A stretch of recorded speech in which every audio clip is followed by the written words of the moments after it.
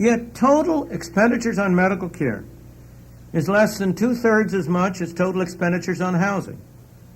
It's less than 3/4 of total expenditures on automobiles.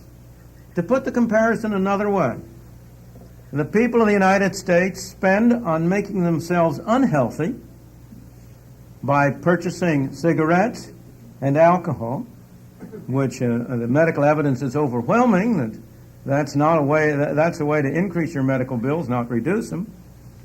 And I'm not objecting to people doing that. It's people ought to be free to hurt themselves as well as to help themselves, so long as they do it at their own expense. But the American people are spending on tobacco and alcohol a sum of money each year, which is 40% as much as they are spending on medical care in total.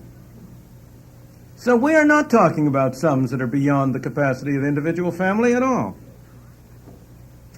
In my opinion, the major problems which we now have in medicine are the result of government involvement and not an excuse for additional government involvement. And in my opinion, the right cure would be all the way no government regulation, no government subsidization, and to take the point which will shock most of you, and yet which is equally important, no licensure of physicians. That point is included because of the necessity of reducing and eliminating the monopoly power of the American Medical Association. That monopoly power has derived almost entirely from the fact that the practice of medicine is an activity which can be engaged in only by those who have licenses from government. And the control over that licensure procedure is what has enabled the American Medical Association to exercise its monopoly power for these many decades. I realize that this is a shocking statement to most of you. I realize that in the few minutes at my disposal I cannot persuade you of it. I only suggest to you that it is not a random, casual comment which is not based on considerable evidence, considerable examination of the effects of this procedure. You will find a full discussion, a full case for this argument in I hate to advertise myself. You know, we hate it, but we love it.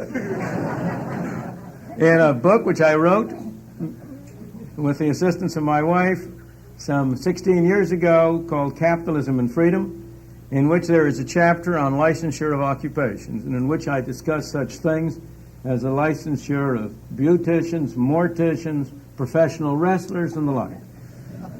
But there's no point knocking over straw men.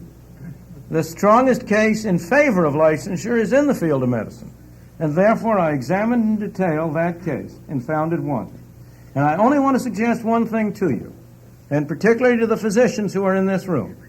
If I say to you, do you favor the kind of monopolistic practices which the American Medical Association has followed over the past 40, 50 years?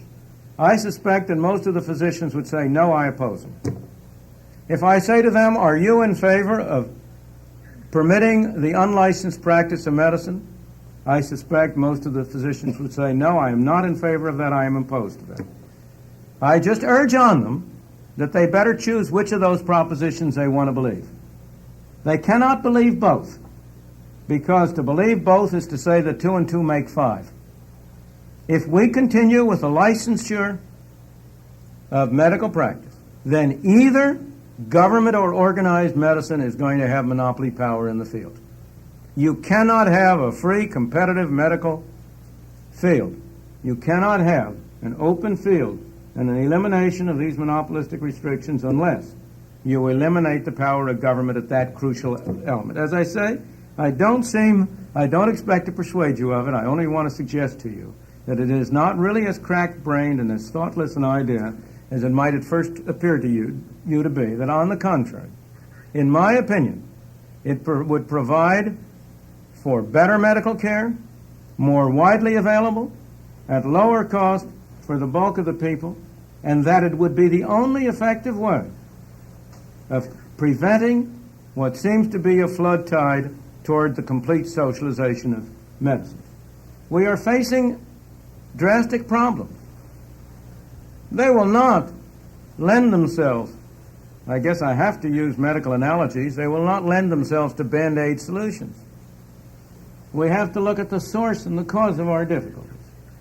Again, this problem does not stand alone. It stands as part of the general problem that this nation faces.